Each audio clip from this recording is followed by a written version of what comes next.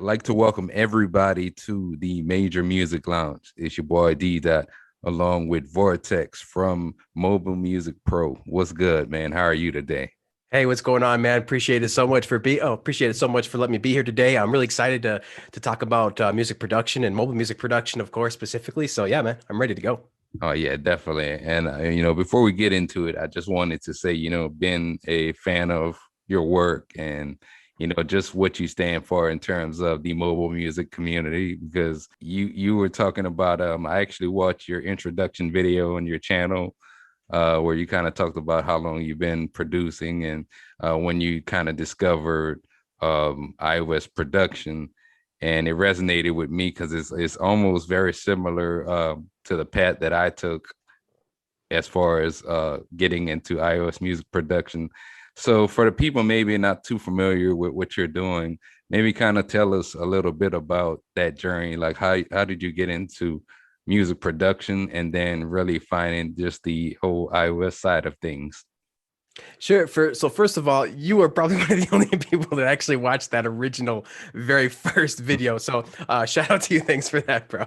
Yeah, though pretty much that was my very first video that I ever put up on the channel. So that's very interesting. I on the 1 year anniversary, we went back on the live stream and actually watched it live just to see how bad it was. Unfortunately, I was using the wrong mic and all sorts of horrible things going on. But yeah, man. Yeah, that was about a year and a half ago now that I started Mobile Music Pro. So again, my name is Vortex. I go by the pseudonym Vortex, and I founded Mobile Music Pro, mobilemusicpro.com, which is essentially a YouTube channel creating resources and information for mobile music producers. So the whole idea was to start something that could basically start a community through content, tutorial content that could help both new producers, novice producers, and professional producers alike, but specifically targeted towards iOS producers making music on the iPhone and iPad. So again, started that about a year and a half ago, and it's been going really great since. We got almost 4,000 subscribers so far. We've released a bunch of free tools, such as free sample packs, free MIDI packs, and free guides as well. And so we're just getting started too. So there's a lot more stuff to come from there. But yeah, if you'd like to know how I got started in the music, for sure, I'd like to tell that as well. But just for the story with Mobile Music Pro, basically the idea started a few years ago in my head, where I was following all these amazing content creators like Curtis King, BusyWorks Beats, and these types of people. Even Cymatics had a podcast there for a while, and so I was following these people, and I'm like, these people are literally like building a brand and making money off of helping people. Like inside of the music business, like I just never thought like that could be so possible. So I never thought that could be possible. So that just immediately resonated with me, the ability to actually build a brand off of being able to help others. And so I think that was inside the music business, something that really resonated with me really much, really like just a lot. And I just felt like, man, if I was going to do anything in music, that would be something that I would really love to do, is specifically be able to help people. And so I thought maybe I could combine the idea of BusyWorks Beats, and which is tutorials and courses, with the idea of Cymatics, which is sound design and sample packs and such, and but bring that down to the iOS music world, bring that into the iOS music world. And so because the iOS music world is still a little new, some producers are still kind of selling sample packs directly through PayPal and things. So I'm trying to like kind of raise up the community a little bit.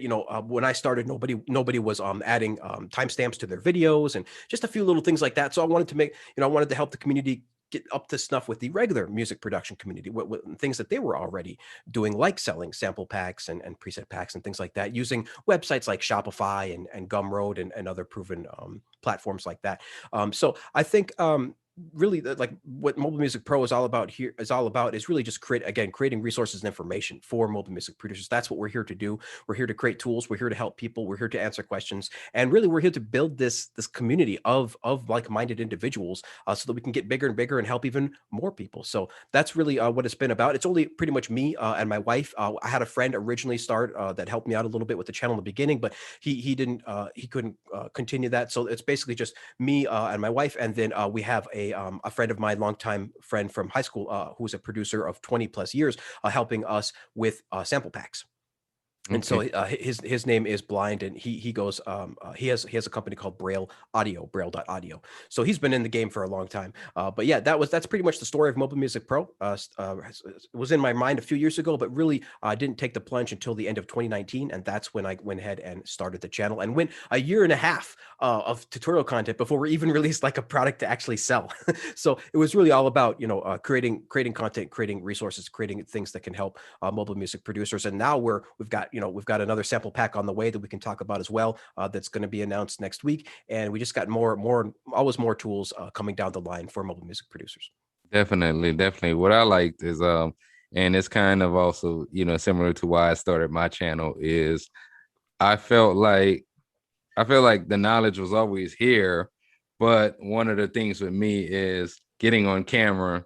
I didn't really, that part of it, I had to kind of get better at, and I still sometimes struggle with that. I'm But still terrible. yeah, you know the feeling. But I commend you for that part as well. And then just your overall presentation of your graphic when you're doing your streams and a lot of your videos for your channel, and then your consistency around how you have a schedule every week as far as putting out content, as far as being a YouTuber along with producing music. How, I guess, important do you think it is to present yourself professionally, kind of like you're doing, as well as creating music alongside with that, balancing the two and keeping a consistent schedule between the two? Yeah, it's really interesting because I think at this day and age in 2021, everybody, every producer, I mean, not even if you're a producer, if you're doing anything really, like if you're trying to sell a product, in this day and age, you have to have some kind of content strategy.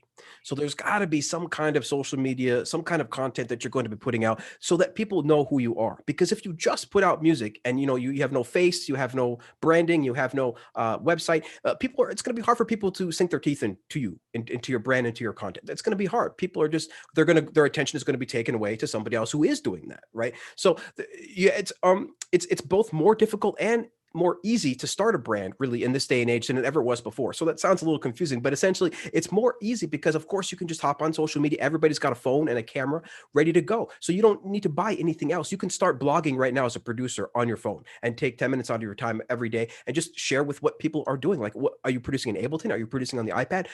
People want to know. People will want to know about your brand and about what you're doing. So it's all about telling a story. It's all about giving some content that people can again sink their teeth into. We're all about binge watching, right? Like that's what it's all about. You need to be able to have something on there, some kind of content in addition to just your music that people can sink their teeth into, that people can get to know you more like. Because really, at the end of the day, your audience, if you actually care about them, you really have to treat them almost like a relationship. You have to know everything about them. You have to know what they like, what they don't like. What are they listening to? What are they not listening to? What are they, what are they into? What do they play video games? Are they kind of video game people? Are they geeky people? Are they not? You have to really sort of engage with your audience in a very direct manner via social media, like for example asking questions and answering questions, or so answering questions and talking to people amongst your peers on, like for example on Twitter. There's a community of music people on Twitter, right? There's a community of music people on Facebook. So there are communities of people doing whatever it is that you're doing.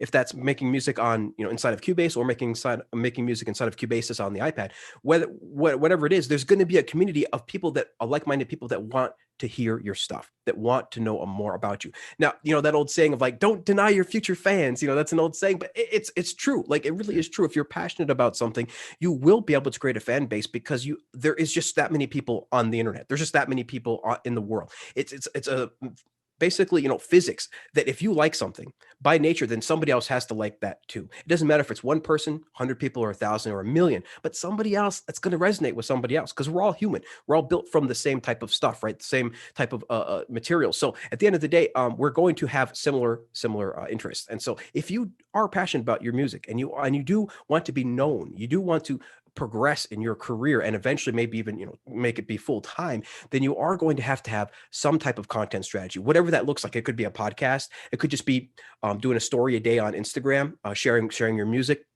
but you have to share you. in addition to your music. You have to share you and your journey, because this is what people want to know. They want to know you more. This is how you build true fans. This is how you get that 1,000 true fans. If you just want to like buy ads and send ads and be on a playlist, on a Spotify playlist, and just get views and really never be known, you can do that too. But it's all about sustainability. If you want to build a sustainable career with respect and with 1,000 true fans, you're going to have a content strategy. And at this day and age, it's really not that difficult. It may sound hard at first to like saying you have to post every day, but you're doing stuff every day. You're doing music every day. You're making beats every day. You're making music every day. There's going to be something in there that you can take, just a quick shot of, like with a picture or a quick 10-second video of it, or something that can give your fans an insight into what you're doing and what you're creating. Now, this doesn't work for every single person. There's some big artists that, stay low for like a couple years, even, to kind of build suspense and all that kind of stuff. But those are established artists. Those are artists that have already sold like a million, like a million copies. So it's not, unfortunately, that type of opportunity is not really available to everybody. But just so that point was just, this particular advice might not apply to everybody, but it can apply to a lot of people. And, if you're just a bedroom producer like me, you have to find a way to get your content out there. And so Mobile Music Pro was a way to do that for me, to be able to get my music out there. But also, it's very important for me. It was very important to me to help people and build a brand that's trustworthy enough that people can ask for help for, because if you just are out there just saying stuff, or whatever you want, thinking, and just maybe being a bit of a dick or something, like Yeah. you're just not going to be able to attract the type of people that you will need to build your team, to build your career, and really to fulfill your purpose, to fulfill the reason why you're here. And I think with this day and age that we live in right now, in this crazy times, like the ability to connect with people is just huge. Bigger than more important than it ever was before. And so it's definitely going to be more important for your fans to be able to connect with you than it ever was before. Yeah, and that's a great point. I actually not too long ago did a kind of a episode of this show about really talking about like how producers nowadays in this day and age have to do more than just creating beats.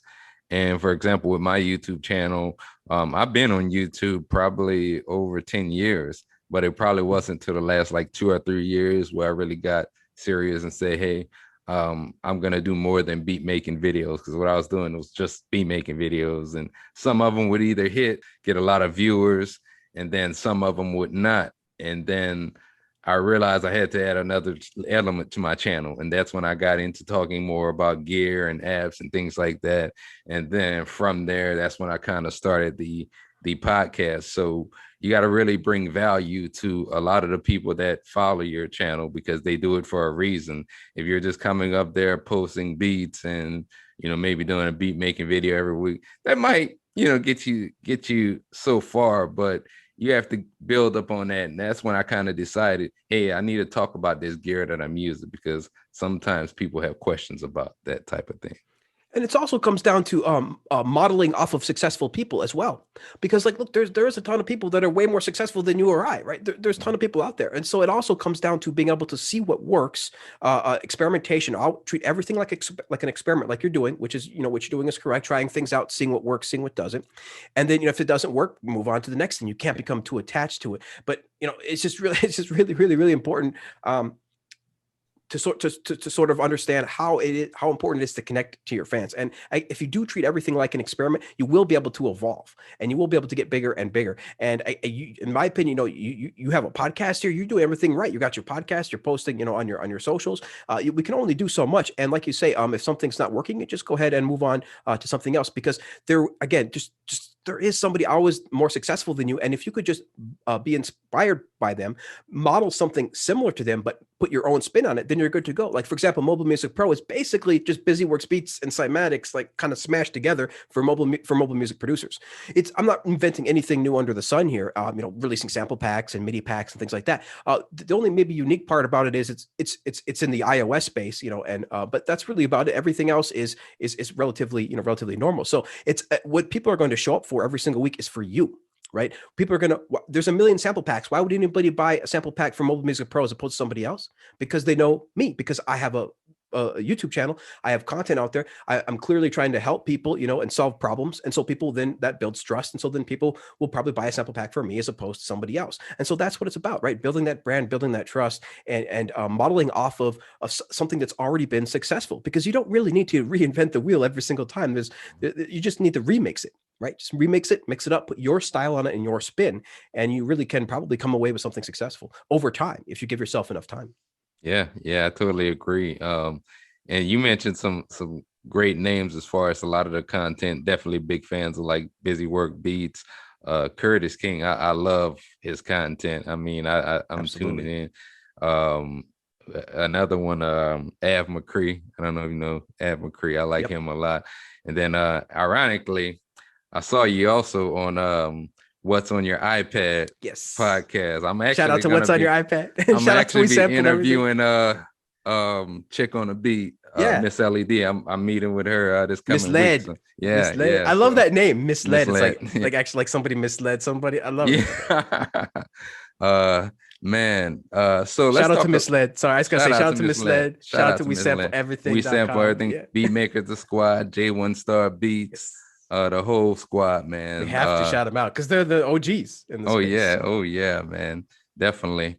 Now let's talk a little bit about what you have on your iPad, no pun intended. Um, now I notice you use a lot of Cubases. Is that kind of like your DAW of choice Yeah, for?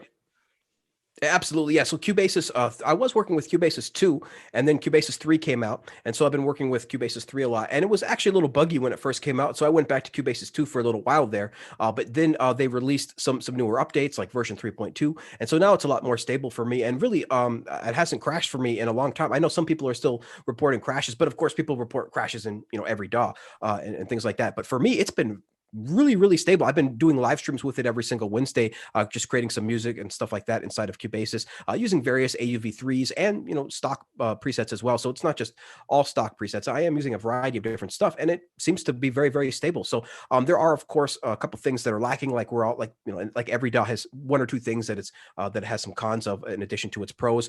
For example, with Cubasis 3, there's no drum sequencer. So I just use an AUV3 app called Octocron, which is basically an AUV3 drum sequencer that will work in any DAW. And then that kind of takes care of that problem for me for the most part. So when you have to get a little bit creative in the iOS world, it's not quite there yet. When it comes to being on par with the desktop world. However, every single year that gap gets smaller. Every single year we release new apps that are on par or the exact same as the desktop. Every single year the iPad gets faster. Every single year, we get more RAM on the iPad. So it just keeps progressing. And in my opinion, we're going to close that gap this decade because the next iPads that are coming out are going to be on par with the M1s. Yeah. So, we're definitely getting there. We got a ways to go, but I'm just so excited about where this space can be. And, I have a ton of top 5 videos, top 5 app videos, where I just showcase kind of my favorite apps around a particular topic, like top 5 sidechain apps or top 5 apps for creating the halftime effect and so forth. So, there's just a huge amount of opportunity. And I just don't think people realize yet, even specifically not for sure in the traditional music production world, but also just in the regular real world, how easy it is to begin making music. Because you have to understand, making music is just a dream of so many people, so many people. Just the ability to just make simple music even would bring a huge amount of positivity to mental health around the world. And so I think that's kind of another part of what Mobile Music Pro is here to do, because we're it's so accessible, the apps and the iPad.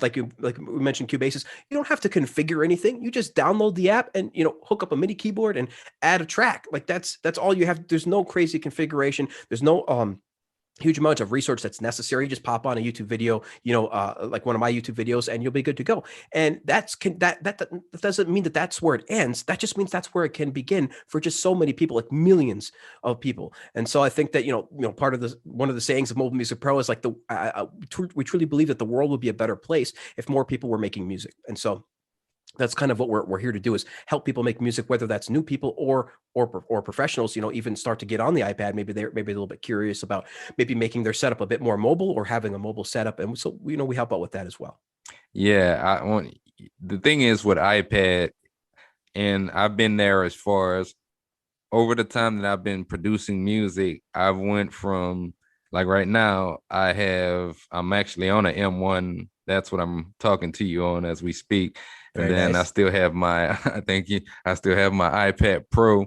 But one of the funny things was, before I got this M1, I had a 2013 iMac that's actually behind me, and that thing just ran slow, like really slow. Yeah. And the iPad Pro, I would say up until I got my M1 in probably like December of last year, um, for probably a good year or two, the iPad was kind of primarily my main go-to, which I would probably say it still is. But I'm 50-50 as far as like I'm a big beat maker 3 person.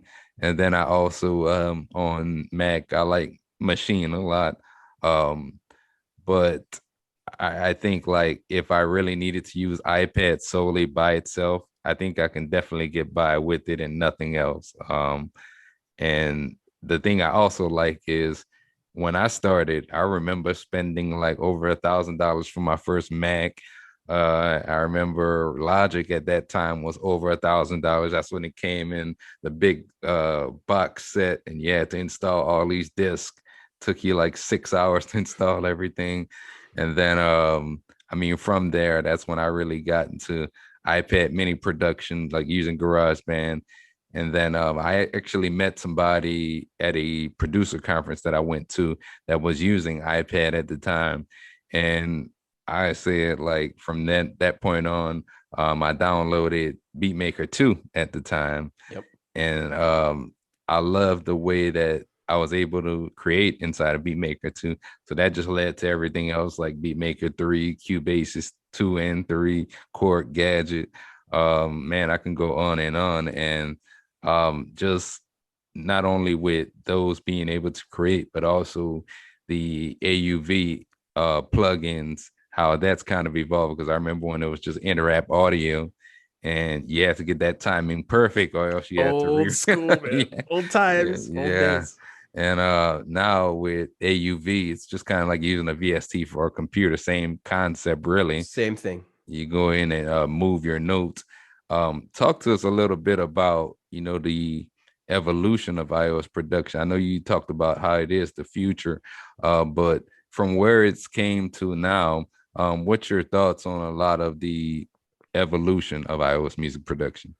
Sure. So, I mean, where we are right now in the overall, I'd say, evolution of the iPad with music production is maybe circa, PCs, maybe circa 2010, maybe right around there, 2005, 2010. So we're still a little bit early days. Like I said, I think it's really going to come into its own this decade, this particular decade here by the end of, but after 2030, just, every major producer will have some type of iPad setup, whether they're just using it for a sound module or they are, you have a full blown mobile setup. Like it's pretty much it's going to be a staple in the music production industry. But right now, it is still a little, it's still pretty early, and where it came from, it's pretty crazy to see where we are now. Because you did mention the AUV3 standard, so I want to mention a couple things that's really set the iPad now into in my opinion, a professional music production device.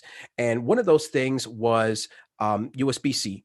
So that was a very important thing because we had to get rid of the Lightning so that we're not reliant completely on Apple's adapters, and so that we can do pretty much support any type of class compliant USB-C device, like any type of USB MIDI keyboard or any type of USB audio interface.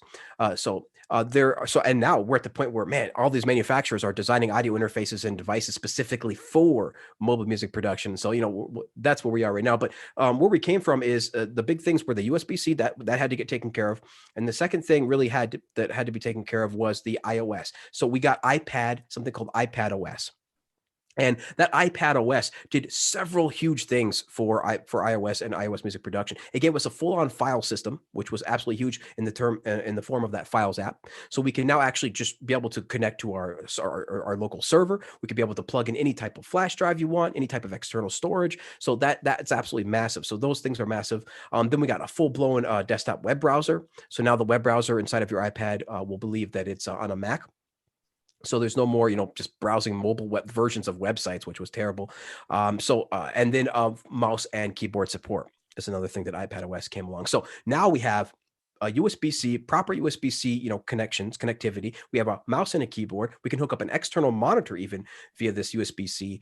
So now we have an external monitor, all the MIDI keyboards you want, USB-C class compliant audio interfaces hooked up, ready to go, and it's became kind of full blown. Now, another part of that story was, again, what you mentioned was AUV3, that AUV3 standard, because like you say in the beginning, we just had audio bus, which was kind of a roundabout way of connecting things. We had to routing, it's almost like an old classic mixer, where you just had, it wasn't a DAW.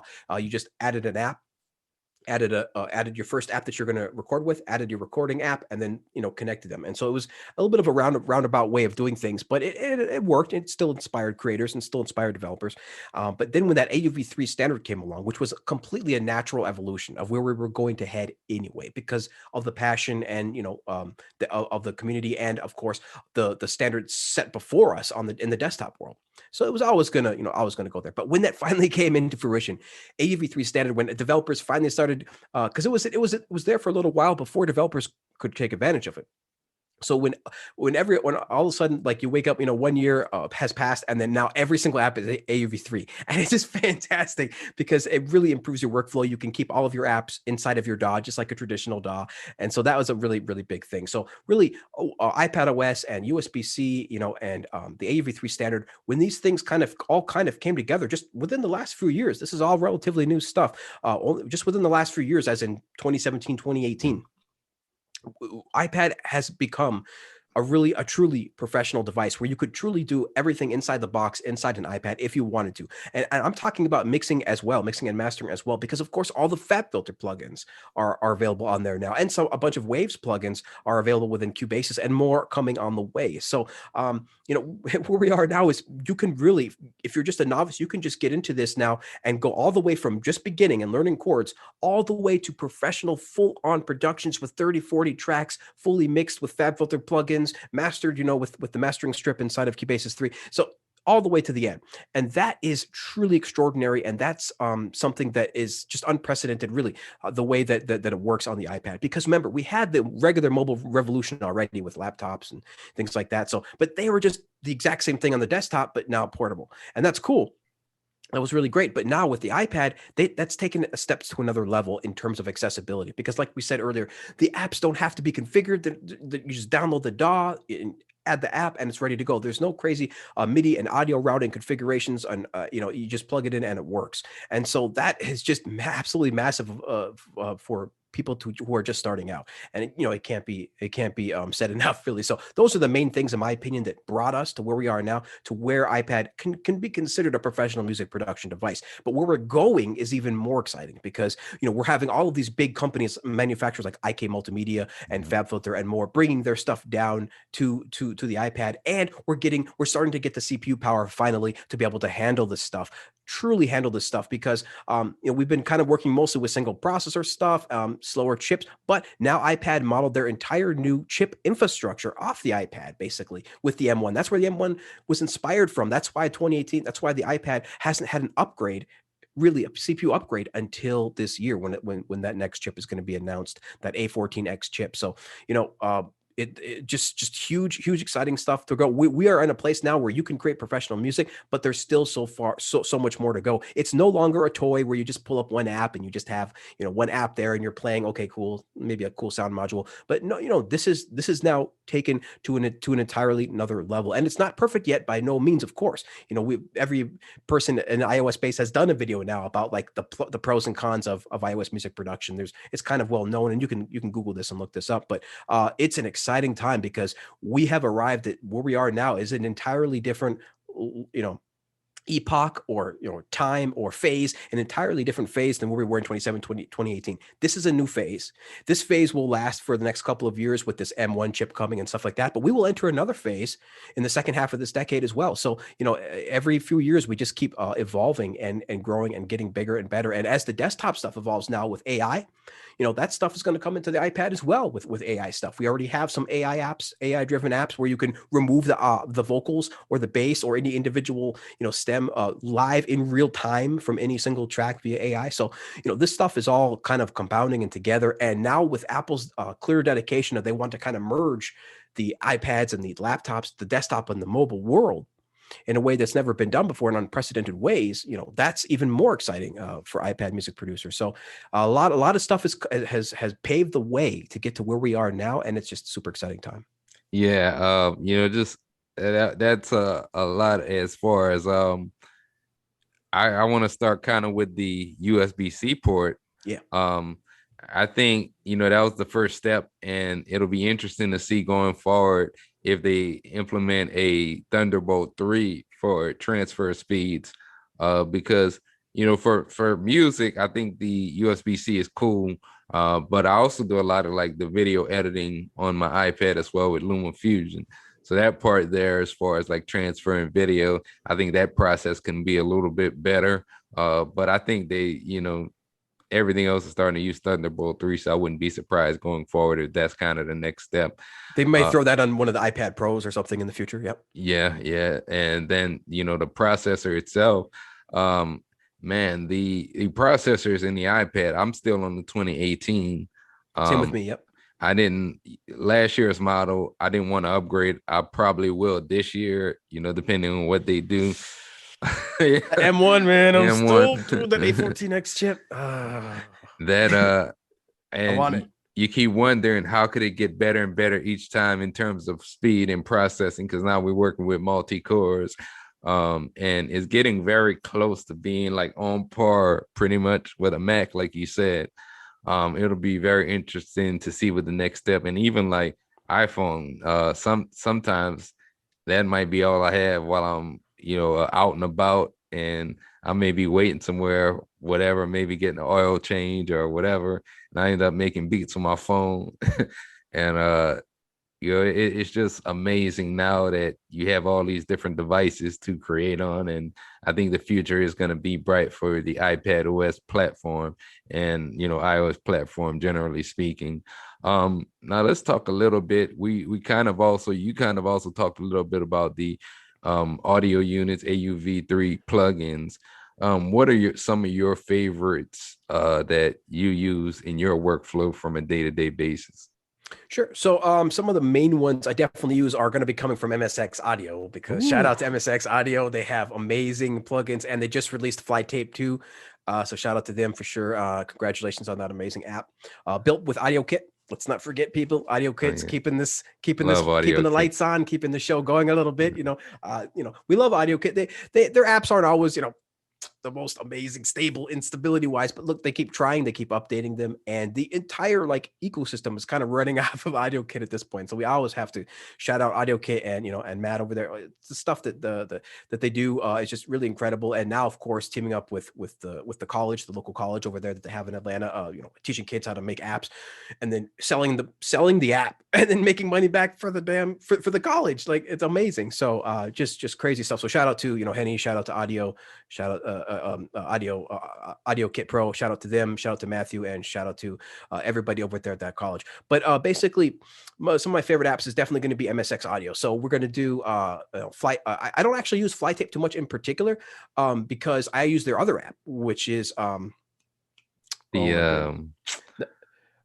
know they're not slipping my mind, but they have two main apps, which is the Fly Tape, which is the one they just released, which is more like for real time playing around with. And then they have another app, which is amazing too. Lo-Fi Dirt. Lo-Fi Dirt. Oh my God. Thank you, God. Thank you. Yeah. I would have been so embarrassed. Lo-Fi Dirt, though. Oh my goodness. Yeah. I mean, you can throw that on, pretty much any drum, any part of your drum, whether it's the kick or the snare, and just get some awesome grit, or just throw it on the drum bus and just really drive some more warmth, or just get a little bit more dirty character in there to really get some of that maybe classic 90s hip hop feel in there as well. It's just awesome app, and you can use it in any genre really. It just adds that grit and that dirt that you really want to kind of add some extra character and really make some of your sounds unique. So that's definitely going to be one of my go-tos for sure, is Lo-Fi Dirt. And then lately been using Flux Mini a lot, a completely free app by Calum. I can never pronounce it. Calum Audio.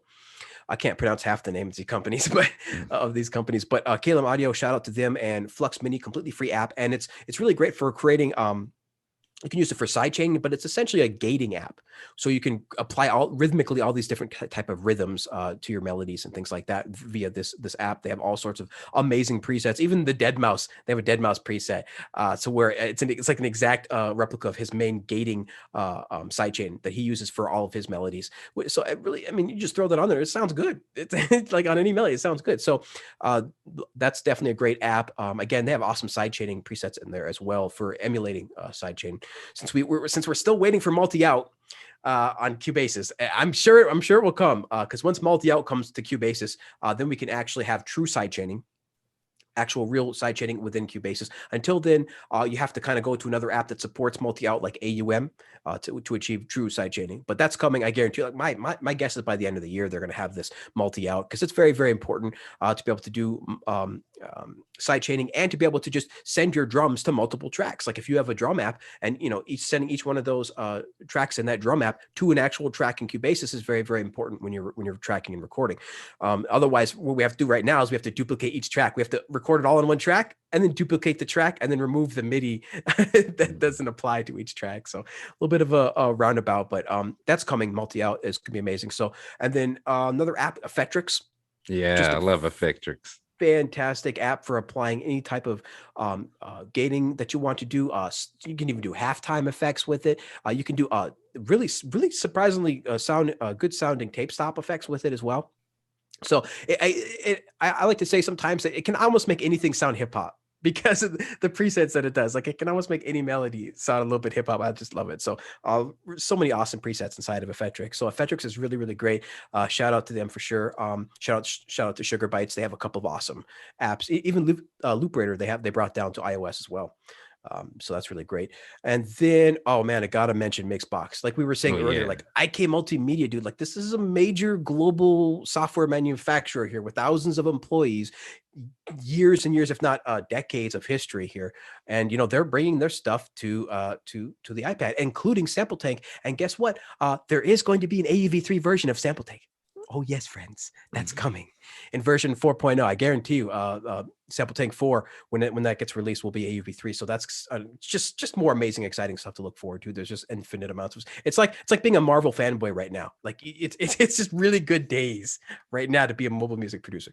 So Mixbox, oh man, just such an amazing dynamics processors, and they're really just stuff I never got to use because I kind of skipped the desktop and kind of went right to the iPad, like right to my friend Blind, again, been producing for 20 plus years. He's got the Star Trek studio, you know, that he's been since high school that he's been doing, working with. So he is the sound design master, the genius there.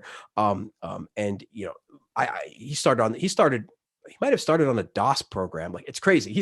We're kind of old. So he started on the early days stuff. But me personally, I started on the iPad mini in 2013. So that's when I actually first started learning about music production itself, because before then I thought you had to have a Star Trek studio, you know, and a desktop and everything. I thought you had to have all that to make music. I'm like, I saw what my friend Blind was doing. I'm like, oh, okay, that's how you make music. All of this equipment and all this crazy software. All right, cool. That's cool. Maybe I want to do that one day. But then with the iPad mini, downloaded that app, that first synthesizer, completely free. And within seconds, I had playing amazing sounds like plucks and basses and things that I just blew me away. So I couldn't imagine that before 2013. It's absolutely amazing. Then let's see, we got one more to go. I think I'm going to do, there's so many good apps. Let me think. Oh, Perforator. Got to shout out to Perforator Bambros. Brambos, and shout out to them for sure. I believe that's who that makes that app. I always get a couple of these app companies confused, but Perforator, if you don't know, is another gating type of effect app for creating rhythms in your melodies, and just fantastic presets in there. Just really, really good stuff. And then I'm gonna do one more shout out.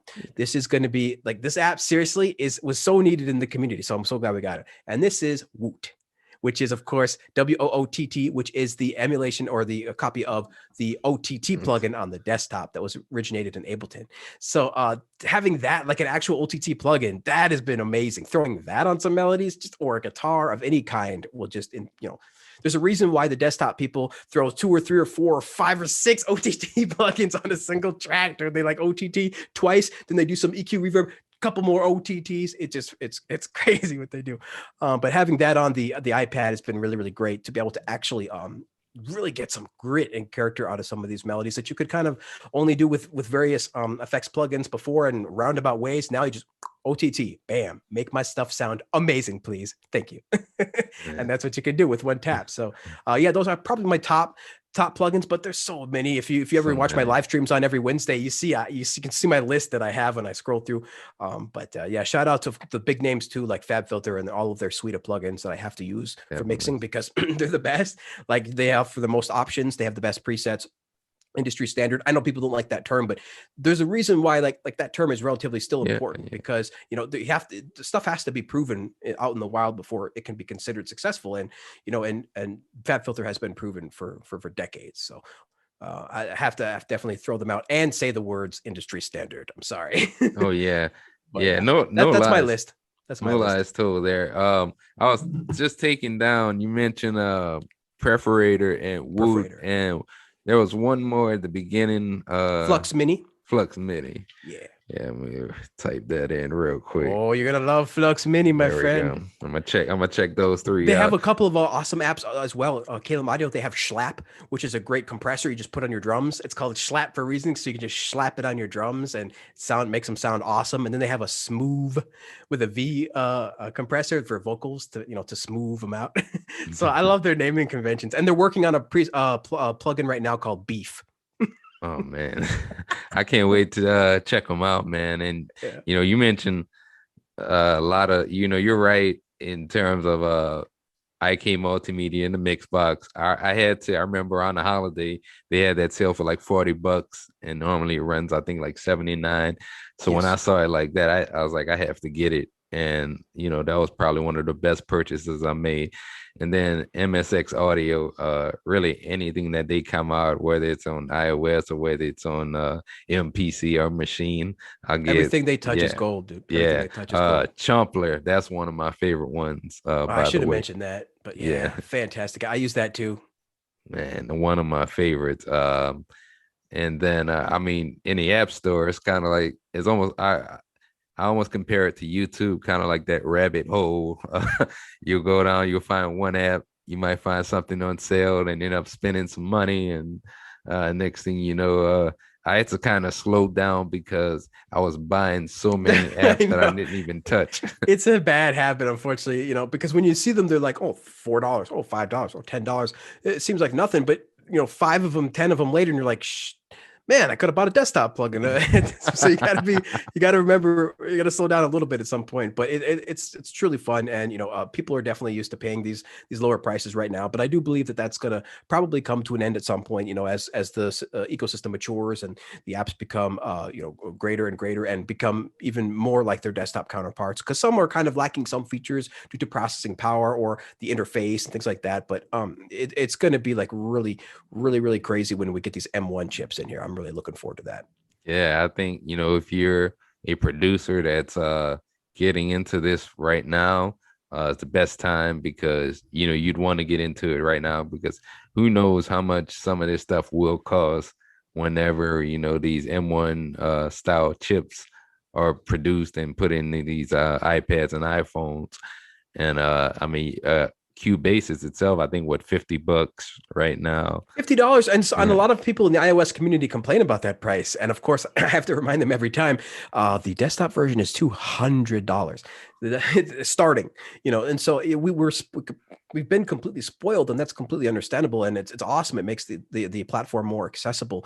But people are going to have to get have to used to that. There's going to be a lot of holdouts. I mean, like I say, this is going to play out over decades, right? So it's going to take some time, but slowly but surely, we're already seeing it. IK Multimedia with their $80 apps, we're already seeing it. And you know what? I would pay $80 all day long for that Mixbox app. I mean, there's 200 machines in there. There's 200 different devices in there that is emulating with God knows how many hundreds of thousands of audio signatures that or impulses that they have in there. I mean, it's going to get nuts. And for me, it was just a privilege to be able to learn about and use some of this stuff because I haven't used it. So how can I learn about it? So then when I saw it in front of my face, well, then I started to research it, and holy crap, some of these things, I mean, some of these compressors are literally responsible for mixing almost every single Beatle record. Like it's absolutely crazy once you get into the research and study of some of these things. And so it's just an honor and a privilege. I would pay $80 all day long for that. I would pay, I really would pay the desktop price of $200 Oh for yeah. Mixbox. I would. If they charge 200, I would probably buy it. But of course, I would have a great deal of hesitation at that type of price in the iOS world, So we're not there. Yeah, $80, no hesitation for me, especially when it's on sale for $50. Now when you're getting to above 100, okay, now we're starting to get to desktop world, so we got to be a little bit careful, right? Anything under 100 is definitely iOS land, for sure, and for Yeah. sure anything under 50 is definitely iOS land. Oh yeah. Oh yeah. I mean, just that right there. I was actually online the other night and I was looking at Mixbox for Mac, but unfortunately I can't run it on my M1. It doesn't work with it yet. Yep, I'm sure But they're going to have that working soon. yeah, once they do, I definitely will get that on there. But it's my go-to, and I have some of the Fat Filter plugins as well. And kind of like you were mentioning earlier, Waves. I can't wait till they kind of get going. I use a lot of their stuff in Cubases, but outside of Cubases at some point, because I remember even Fab Filter at one time they were only inside of Aria Pro. That's correct. They were exclusive. And people don't understand that like things aren't like that forever. Like there's contracts and contracts expire. Like a lot of people are like, oh, Waves is never going to leave Cubasis. I'm like, guys, look, Cubasis has a foothold right now, Steinberg, so they're just simply taking advantage. Waves doesn't have a foothold yet, so they're taking an advantage, of Cubasis with some kind of contract they have, but that contract will end, and eventually all the Waves plugins will be AUV3, because of course that's what's going to happen, because that's how it works on the desktop. Nobody's going to leave plugins. There's no plugins really exclusive, to a DAW unless the DAW itself built it, Yep. and even then, like with OTT with Ableton, people will just build a plugin to emulate it to use it on every other DAW anyway, on the desktop via VST, on the iPad via AUV3. So I guarantee you Waves will absolutely bring their stuff eventually to AUV3, because they have to if they want to compete in the marketplace. And so my guess is within the next couple of years, the contract is not going to last forever. That's Yeah. for sure. But until then, if you are a Cubasis user, it's very nice. It's very nice having those. Very. I have to say, the Waves plugins are fantastic. Let me ask you this question. So out of all the like developers for VST plugins for maybe like desktop, who would you like to see like I mean, we talked about Waves having a little bit of an imprint on Cubases, but maybe I'm talking about somebody that's not even on the iOS platform completely. Sure. Who would you like to see on the iOS Oh man, platform? we need a contact, bro. Come on. Come on now. We need a freaking contact clone. Now we have something sort of similar in the term of this app's called Decent Sampler. But unfortunately, no shade on the developer, but unfortunately, I haven't been able to get that to work properly yet. I hear it's pretty popular, and Doug from Sound Test Room just demoed it the other day. It sounded fantastic. It sounded beautiful. He's got a lot of samples in there. But I tried it, and I've literally not been able to download a single instrument. It just says it hangs at 0%. So I'm sure they'll get that going. But a contact, I want a contact with a type of platform with where developers, just like with Contact, can easily create an app for their platform, because that's Contact takes a lot of the complexity out of delivering apps a lot of the times, because they have certain standards and certain features that they support and things like that. So it's very streamlined. So if you want to make a plugin for Contact, it's very, there's a lot of information out there. There's a lot of documentation. So it's very streamlined. And so I would love to see some type of platform like that. Or, Core could just go AUV3 for freaking A sake already. Come on, Man, oh Gadget. What's yeah. going Oh on, yeah. dude? I guarantee you Core Gadget V3 will be AUV3 as well, version 3. They're on version 2 right now. I guarantee you the third will be AUV3, just like Sample Tank's going to have but until then, so the biggest thing would be Contact, because they've just infinite amounts of amazing libraries. And so my hope that if they brought their platform down to the mobile, then they would have some developers and companies that would immediately be signed up with them to be able to bring products to that. So I'm sure that's coming at some point within the next within this decade for sure. Again, like this decade is really gonna be the thing that separates iPad from the previous decade, because in 2017 it was still pretty much a toy, but as where we are right now, it is definitely not a toy. And by the end of this decade, like I said, it'll be industry wide. You'll see it'll be completely common to be making number one tracks all day long on the iPad. So until then, but Contact for sure. And then a tool I'd really like to bring to the desktop world is LFO Tool. LFO Tool, they have on they have not. I was going to say Halftime, but now we have a Halftime app in the form of Bleece.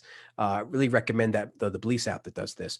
A Slow Machine, Bleece Slow Machine. Shout out to Bleece and their app. Slow Machine is a fantastic Halftime plugin. But LFO Tool, we really need an LFO tool to be able to shape any sound coming from any source. I want to be able to shape my sounds, and so you'll see like a lot of producers use that tool. I mean, Illmind uses it on his streams like all the time to tame certain melodies and shape certain melodies and things like that. So because Illmind is known for using melody loops, and so he usually ends up applying some type of effect on the melody to customize that. But for the most part, those are the two big things, probably the Contact library and a bunch of their plugins. And then the LFO tool would be amazing. And then, would be a dream would be like the Avenger synthesizer, right? From Vengeance. I mean, that is probably the number one synthesizer on the whole desktop right now, as far as features, quality, presets, just everything. It may not be the most popular, some of the old ones like, some of the other ones are still a little bit more popular than that one, but Avenger, I mean, that from Vengeance, that would be a dream to have that type of synthesizer right on the iPad.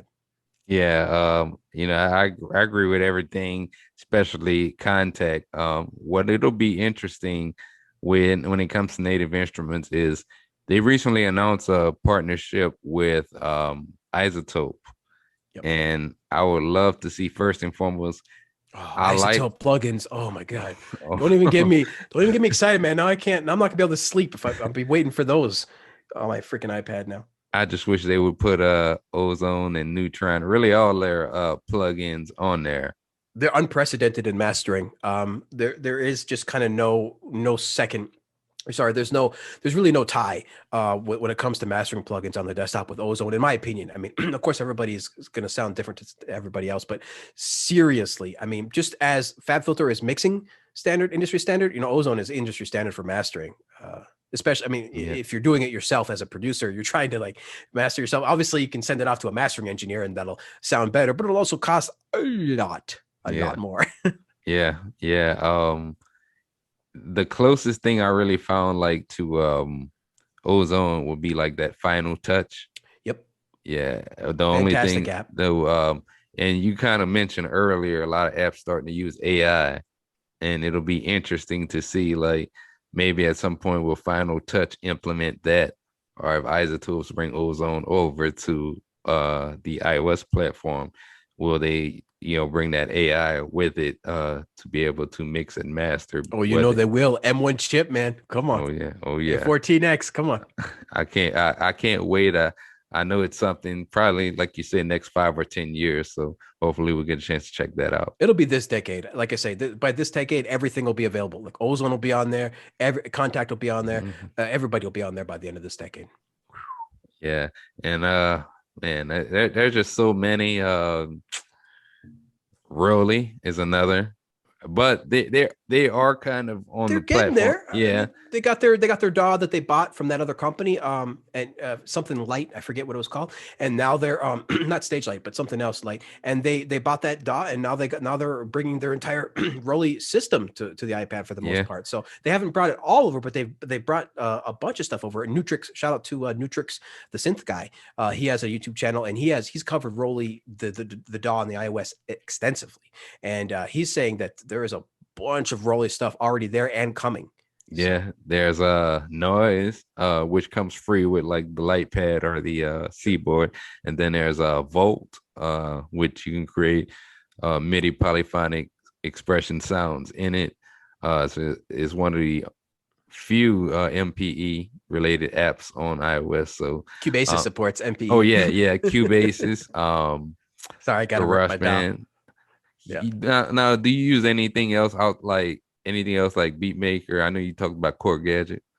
Yeah, so I don't use any other DAW, but I have used them, and of course have to use them a little bit to be able to just help people and with questions and make sure that our sample packs are supporting all the major DAWs as well. So still definitely play with it for sure, but it's just the workflow is just not for me because I'm not an MPC person. Like I said, I grew up with the iPad, so Yeah. I did definitely Yeah. did not grow up with an MPC and that workflow. And if you have, then my goodness, you're going to have a good time with Yeah. BeatMaker 3 if you haven't touched it yet. But that is really just a beautiful workflow for sampling and for sample based beats and just sample based production in general. It's so quick. And again, shout out to Dean from Electrona Sounds. He's got a ton of videos on sampling with Beatmaker 3 because he uses it for electronic music.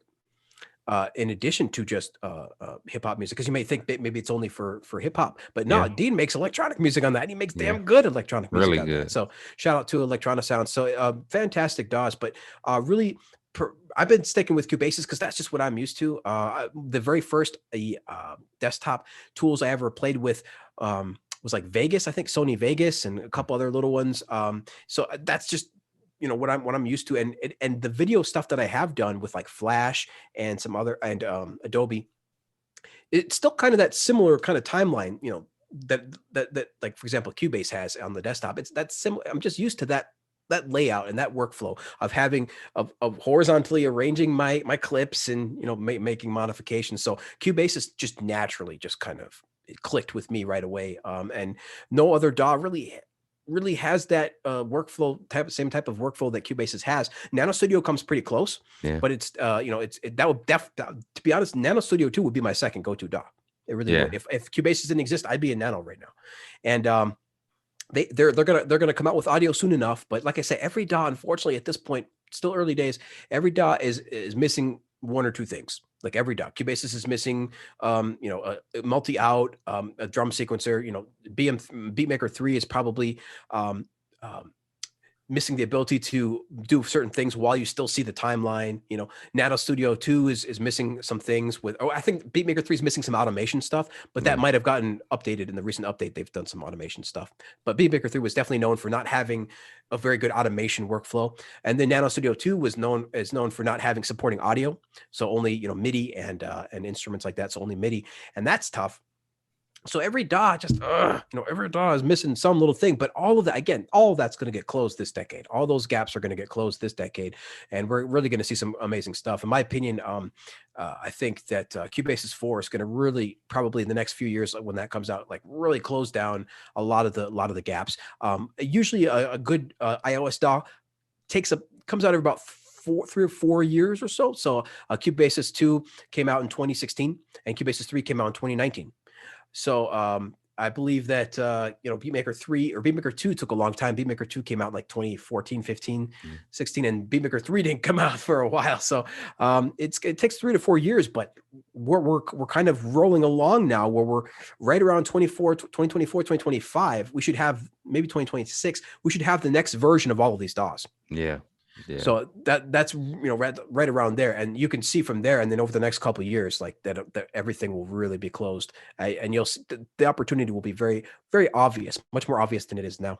Yeah, and that's one of the best things as far as like there is going to be one or two things here and there that every DAW or every beat making program is missing, and I like to keep them all in rotation simply because Oh yeah, they all allow me to create a little bit differently, and that's okay. And then on top of that, I feel like Cubase is probably one of the only ones that because I had Aria, but I didn't care for it too much. I like the Cubase a lot it's like more. Pro Tools, Yeah, it's not a pretty sight. yeah, and just the fact that I could record vocals and make beats inside of Cubase, I can, and I've done it before. When I go work at certain studios before I got my M1, I would take my iPad and we would work on that, and then from there just started doing both the M1 along with the iPad, kind of keeping both in rotation. So,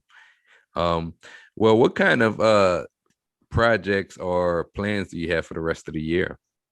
Sure. So, first of all, we do have some merch. If you can see my shirt, it's the I don't know if you caught that, but a little bit of a shot against shot against the bow for desktop producers. But I got a shirt on here that has an iPad that with a greater than symbol over the laptop. So I it's like that. kind of suggesting that the iPad might be a little bit better than the laptop. But yeah, so definitely check that out. Mobilemusicpro.com/merch if you like this shirt. But so plans for the rest of the year, man, we got so many things coming. We got so many things always coming down the pipe, always planned.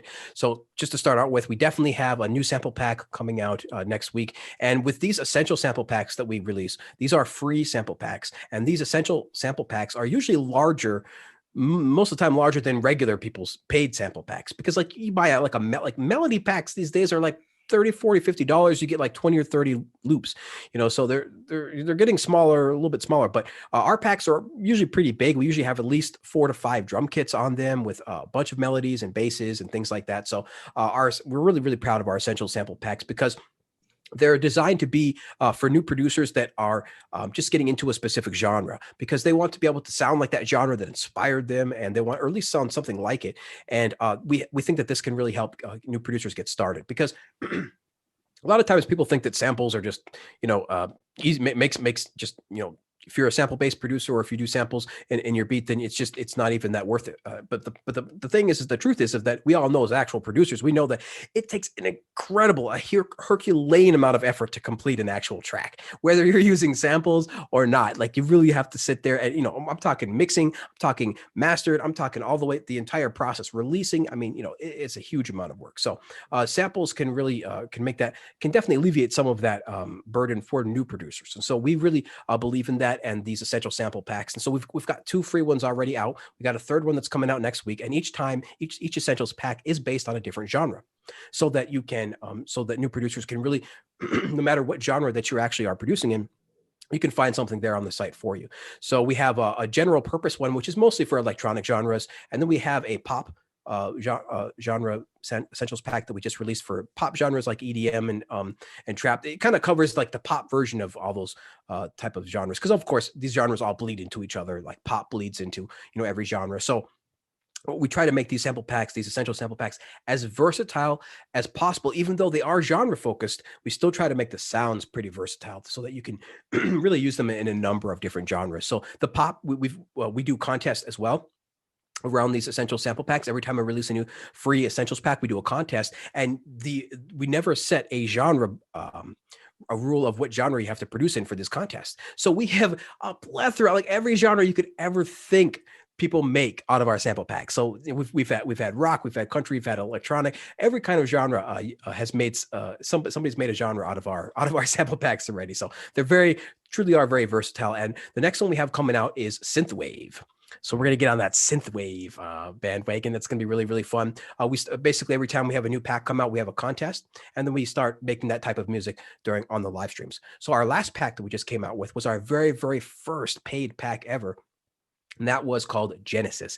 That's more of a trap and more of a drill focused, more of a dark beat focused sample pack. So we're really, really proud of that one, because that was our first paid product, like after a year and a half of, of putting out content and free sample packs and all sorts of stuff like that. So that was really great. And that's currently remains our only really paid besides our merch, but that's our only paid sample pack right now. We'll have more coming down the line, but the next one is going to be free. Again, we release 2 free sample packs first, and then a paid one. So we go 2 free, then paid, then 2 free, then paid. So we can always have more free ones than paid ones for people.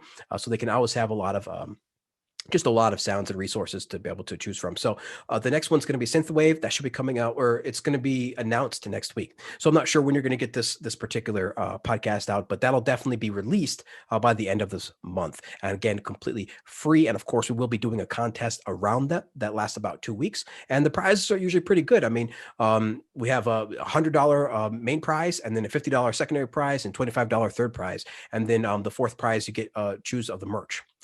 Your choice of any merch that we have in there. And we have some pretty cool stuff between not just shirts. We have a couple mouse pads that we just released. One of the mouse pads has Cubase's 3 shortcuts on it. So that's really handy to be able to just have that right there, all the keyboard shortcuts right there. Because in the recent update with version 3.2, Steinberg did allow did create Cubase's keyboard shortcuts inside of the Cubase's DAW, and that's been really nice. Being able to hit the space bar for play again, that has been really really nice. But yeah, that's really really cool. So you can check out some of the merch. We have I have it here too. Check it out. The Oh Cubase's yeah, shortcuts. yeah, that's Cubase's cool. shortcuts. I like It's really that. cool. And then so I really like that. And then we released one more too, which is a up the piano scales. So if you are new to music theory and you're just wanted to have these nice and handy, it's pretty cool to have these right here, right next to your mouse, in your invisibility for you at all times. So you can check those out. But yeah, that's kind of the biggest things for right now. Sample pack coming out next week, or end of this month with a contest. I'm really excited because I love to hear everybody's music. And this, I've been told several times that like this, our contest was like, because of our contest, a person like started creating music again. Like, that was really, really awesome to hear. So we really think that these contests encourage and kind of light a fire under some of these producers that may have not made music in a little while, and really encourages them to make some more music. So that's really cool. So we're going to have a bunch of free sample packs, a bunch of a couple more paid packs coming out this year, and then I'm going to have a Cubasis 3 course coming out as well, Okay. coming out sometime this year. It's going to be in another couple months or so, but definitely before the fall. I wanted to get this out. I want to get this out by the summer. So that's going to be really awesome because, to my knowledge, there really is no other mobile DAW courses out there right now. And I think this could be a great place for people to start because, hey, YouTube is great, and I'm going to create a ton of more YouTube content. But the beautiful thing about a course, and some people are like, oh, so you're just going to charge money for your information from now on. And it's like, no, dude, the difference between a course and YouTube is simply that the course has everything organized and streamlined in a beginning to end fashion, where with YouTube videos they're scattered out crazy, like mixing here and then stuff over here, and like how to make your patterns different over here, right? How to make hats over here. So it's all kind of crazy, but of course just kind of streamlines that, all nice and ready for you to go with questions at the end, making sure that you're actually learning something. So that's I think that's going to be a really great thing for the community, to be able to have a starting place that you can actually start with, and it's going to be cheap, like $40-$50. It's not going to be no crazy multi-$100 or $1,000 course. It's going to be like $50. I think it'll really provide this really great starting engine for new producers or new people that are just starting out that want to learn music production on their iOS device. So we got that coming out, and then next year, probably saying too much, but next year, Go ahead. next year I want to do a concert, or not a concert, a conference. I want to do a specific conference specifically around mobile music production, because there really is no mobile music conference yet.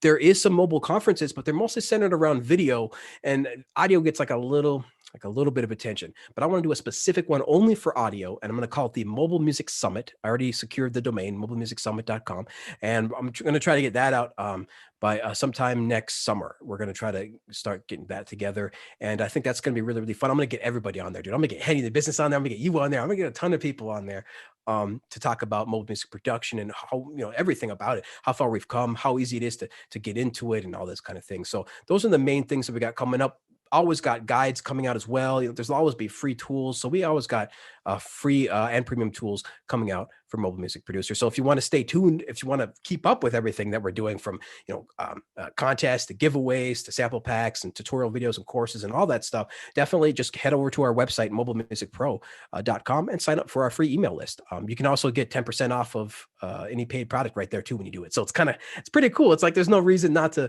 sign up for that list. So if you want to stay informed and about the community, about mobile music production, about what Mobile Music Pro is doing as well, that's all in that email list there. You can sign up completely free at mobilemusicpro.com. Sure, definitely. I want to check out some of your merch and some of your sample packs as well. And I appreciate anything you need out of me. Feel free, reach out, and when you release a lot of this stuff, no problem. You're more than welcome to come back on, and we can have another episode and talk about your new projects and new ventures. Also, plug your social media real quick.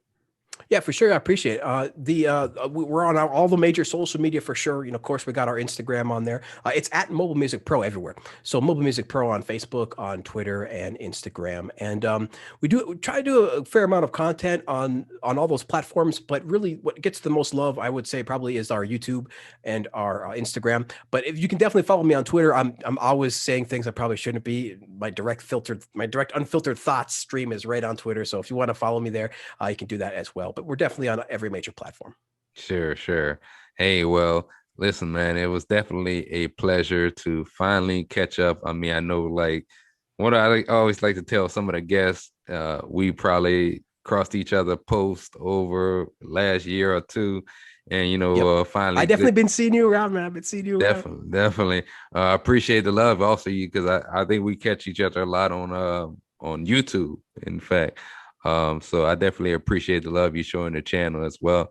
And I look forward to definitely checking out some more of your content as well. So, Awesome, keep it man. up, man. Keep up I the was great. here, dude. I was here for the community, for the producers. That's what we're trying to do. We're trying to help you people, trying to help everybody who's trying to get into the mobile music production game. Because again, man, if more people were making music, the world would be a better place. Better place, better place. I don't know what I do. I may not make actual music every day, but in some way, whether I'm mixing, uploading beats, adding to YouTube, I'm always Dude, I would grinding go with it. into a huge depression without music, bro. I Yeah, would go with everything that's on going on in the world right now. I oh would have been yeah, in a huge depression without music. easy, easy. Yeah.